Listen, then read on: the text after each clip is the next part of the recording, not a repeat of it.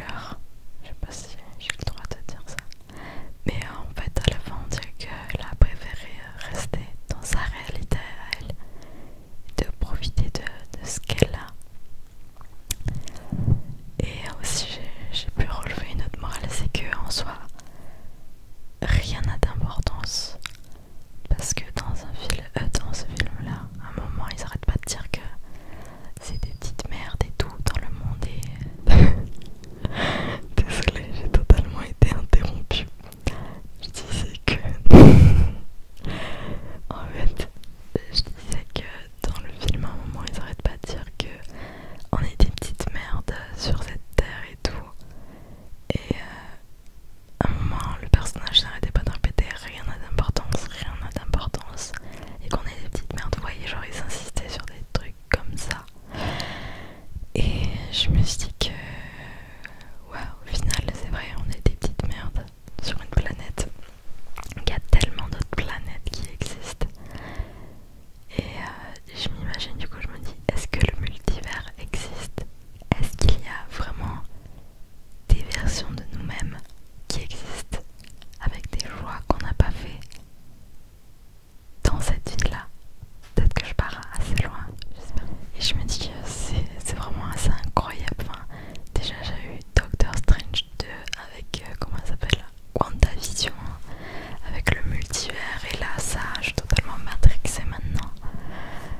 Et c'est assez incroyable parce que je me dis, imagine que que je n'ai pas fait un choix plutôt, mais que ce choix, il est dans un autre univers, dans, je sais pas. Et je trouve que ça a quand même une belle morale pour dire que rien n'a d'importance en soi, étant donné qu'on est infiniment petit, qu'on est des êtres totalement éphémères. Donc, en soi, ça n'aura pas vraiment d'importance puisqu'en soi on va crever. Mais là, faut pas partir en dépression et se dire ah bah si rien n'a d'importance, bah ça sert à quoi de vivre?